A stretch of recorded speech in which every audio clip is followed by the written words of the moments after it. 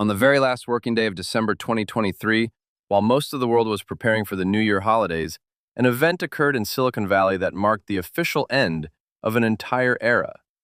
Hyperloop One, the startup that promised to permanently rewrite the laws of geopolitics, erase the borders between megacities, and free humanity from the dictatorship of commercial airlines, quietly and without fanfare, announced the total liquidation of its business.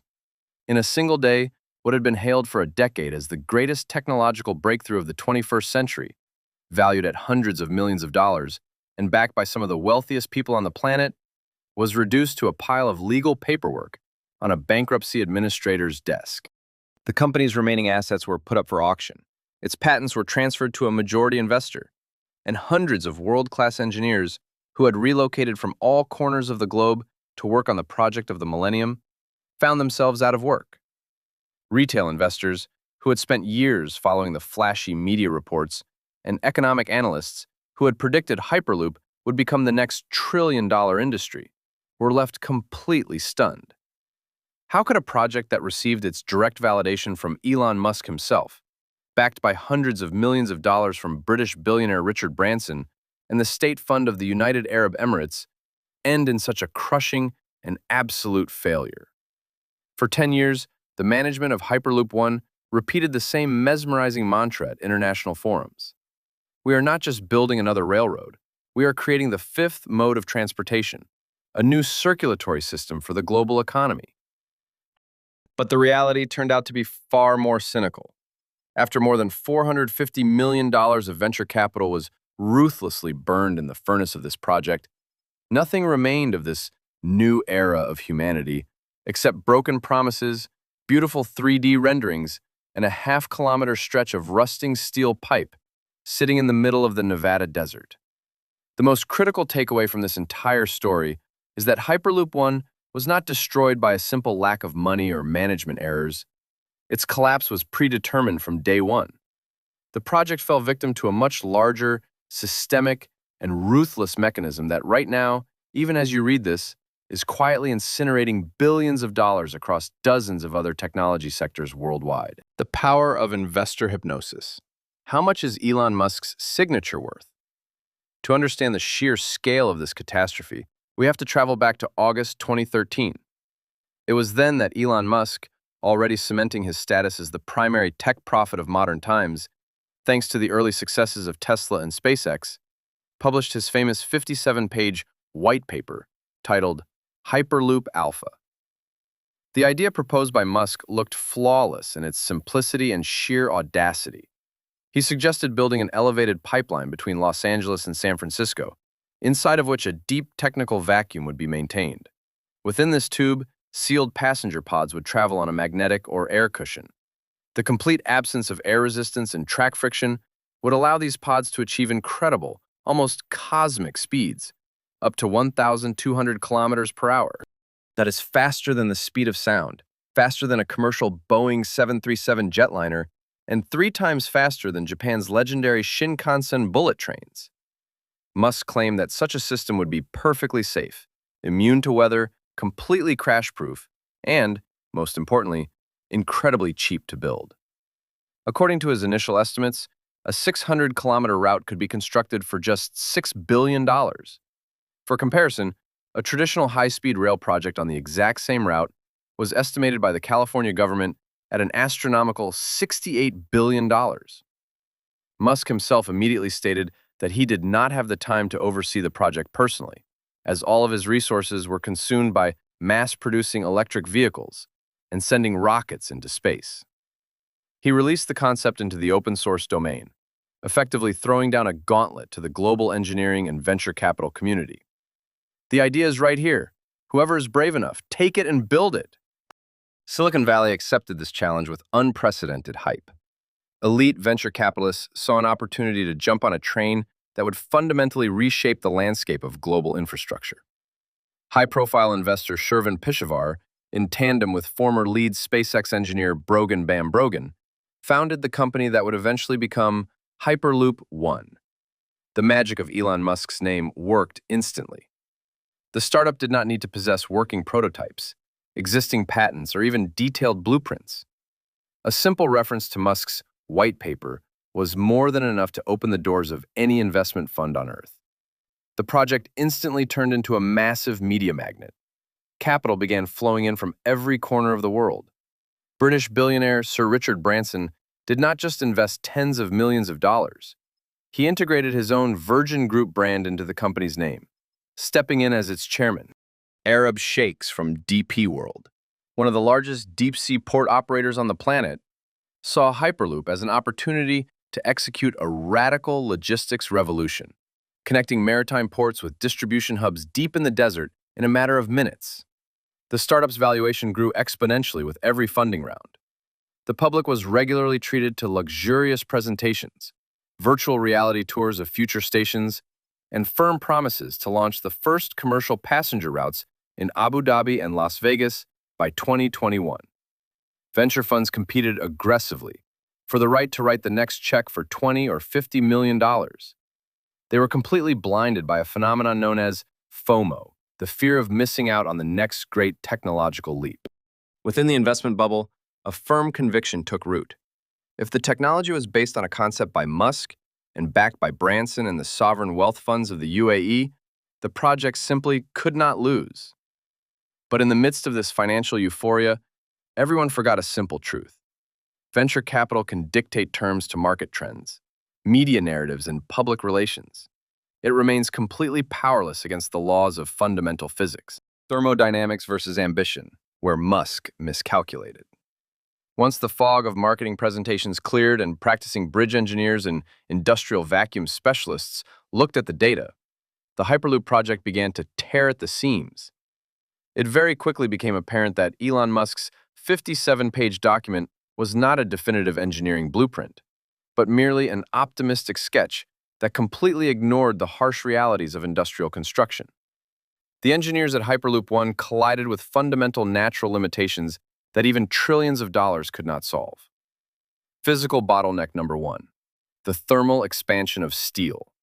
Imagine a steel pipe over 4 meters in diameter stretching across the California Central Valley or the Nevada desert for 600 kilometers. Steel expands when heated and contracts when cooled. Basic structural engineering formulas dictate that with temperature fluctuations ranging from chilly desert nights to daytime heat of 40 degrees Celsius, every single kilometer of this pipe will expand or contract by about 50 centimeters. Across the entire span of the route, the total change in the structure's length would amount to an incredible 300 meters. If you anchor the tube rigidly, it will buckle, warp, or rupture under the colossal internal stress. If you use standard expansion joints, like those found on traditional oil pipelines, it becomes impossible to maintain the flawless internal geometry required for a pod traveling at supersonic speeds.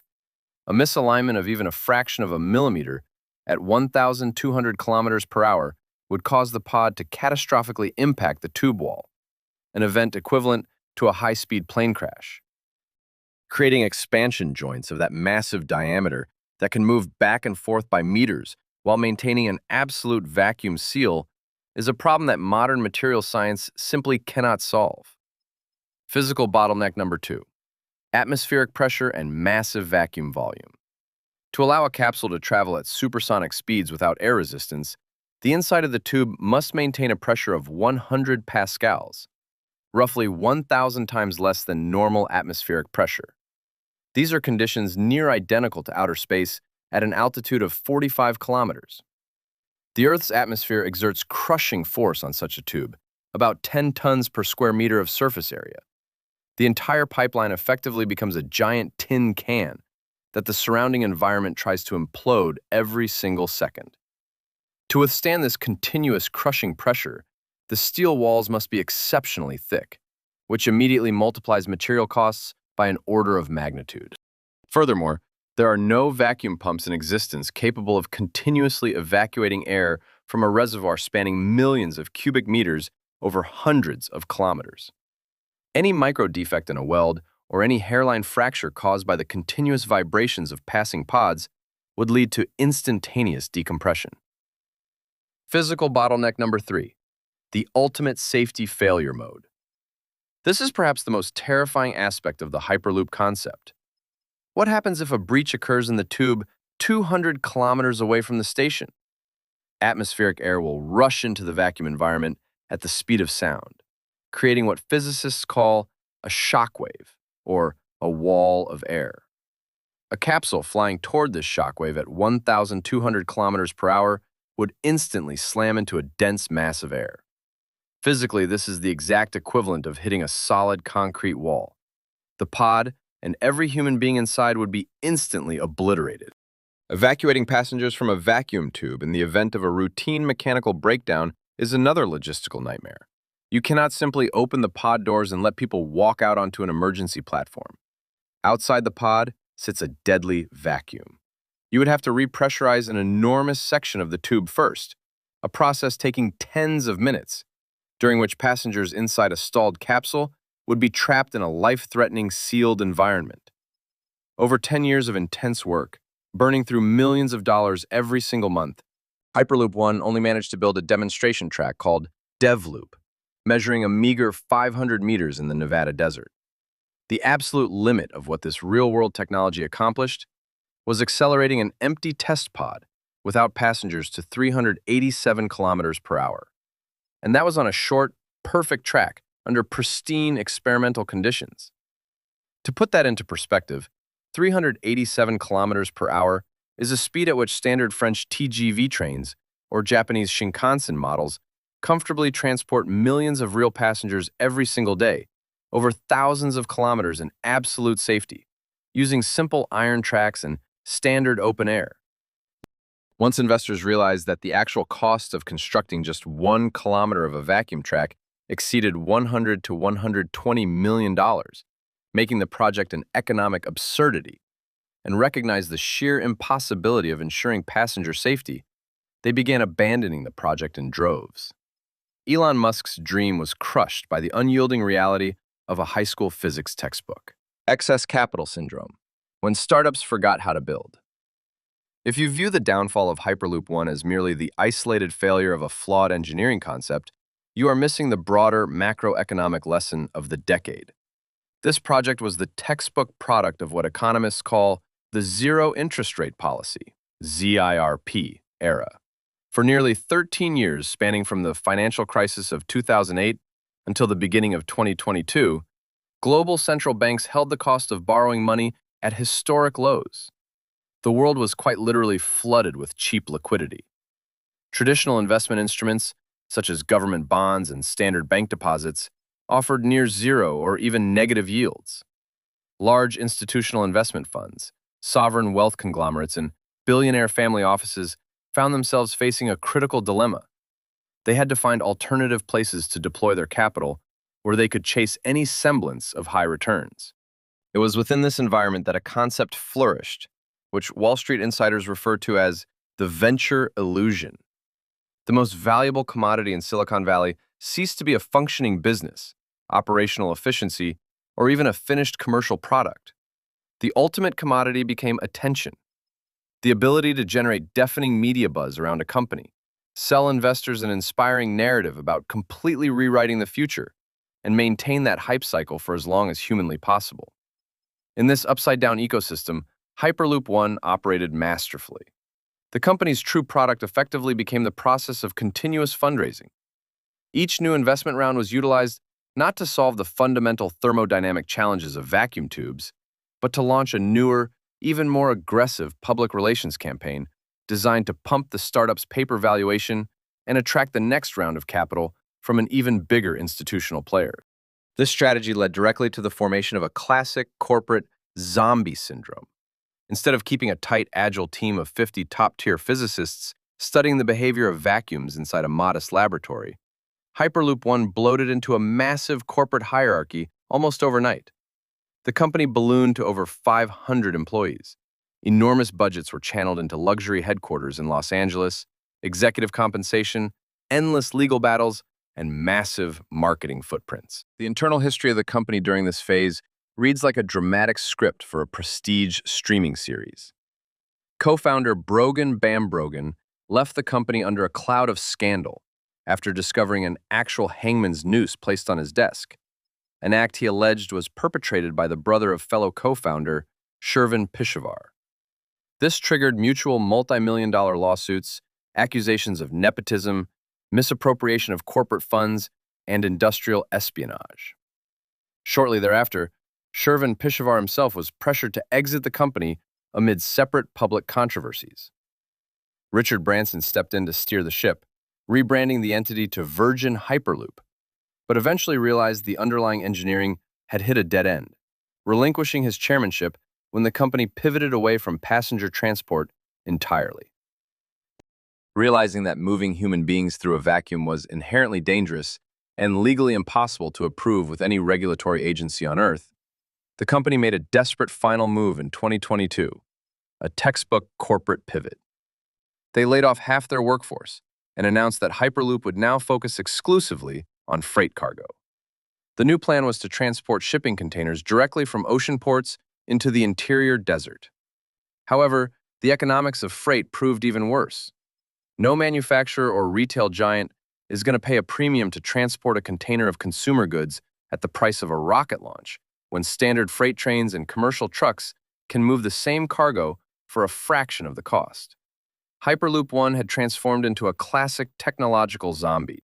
The company was burning $20 to $30 million of investor cash every month simply to fund its own overhead and maintain an illusion of progress, while the underlying technological foundation remained entirely dead. They were building a beautiful glass facade and hanging neon signs on a structure that lacked a concrete foundation. This illusion could have persisted much longer, provided the system remained fueled by free capital. But every financial anomaly has an expiration date. Market sobriety. How to protect your portfolio from the next revolution. The illusion finally shattered in the spring of 2022, when the global economy confronted a massive surge in inflation, forcing the U.S. Federal Reserve and other major central banks to rapidly spike interest rates. The era of cheap, unaccountable money vanished in a matter of months. Capital instantly reverted to being a scarce, expensive resource with a very real price tag. Investors sobered up overnight. Nobody wanted to sit through pitch decks detailing how humanity would travel at supersonic speeds in the year 2035. Investment funds began asking harsh, pragmatic questions. Where is your net profit? Where is your functional business model? Where is the product that real customers are willing to buy with real money today? The moment those questions were directed at Hyperloop One, the house of cards collapsed. Attempts to secure fresh capital or find a corporate buyer failed completely. There was no longer any dumb money left in the market. Dubai's state-backed DP World, holding the majority stake, made the only economically logical choice: cut losses, halt all funding, liquidate the operation, and auction off the remaining hardware to recover pennies on the dollar. The downfall of Hyperloop One is not merely the failure of an individual, overambitious tech startup. It stands as a vital, foundational lesson for every single investor today, regardless of the size of their portfolio. From this $500 million catastrophe, we can derive two ironclad rules to safeguard our own capital. Rule 1. Marketing can temporarily inflate a company's valuation, but it can never overwrite the laws of physics and basic economics. If a startup's core investment thesis relies entirely on the assumption that a fundamental scientific miracle will occur in the future, whether that means the sudden discovery of zero-loss materials, batteries with impossible energy density, or dirt-cheap ways to generate energy, you are not investing. You are gambling in a casino. A resilient, sustainable business must rely on technologies that are economically viable using the resources and science available today. Rule 2. Beware the trap of premature scaling. The moment a young company starts dedicating more energy to cultivating an aura of massive success, staging high-end keynotes, opening lavish offices, and constantly redesigning their corporate logo, instead of obsessively refining and testing their core technology, you are looking at a business destined for failure. True, lasting innovation is forged in the quiet isolation of engineering labs, not under the bright spotlights of tech conferences. Today, the global economy is shifting back to a healthier, more disciplined form of capitalism. It is a harsh climate, but a necessary one, ruthlessly purging the market of technological zombies, empty hyperbole, and artificial multi-billion-dollar valuations. For analytical investors, this is excellent news. The era of pure hype is winding down, giving way to an era of real execution, where sustainable revenue, strong leadership, and viable business models are properly rewarded. If this deep dive helped you look behind the curtain of Silicon Valley and understand how to spot these hidden vulnerabilities in the market before they cost you your savings, make your first smart investment today. It won't cost you anything at all. Subscribe to the Sanchez Invest channel, turn on your notifications so you never miss a new analytical breakdown, and leave a like on this video. It really helps the algorithm surface deep, data-driven content to an audience that values real insights. I'll see you in the next episode. Take it easy.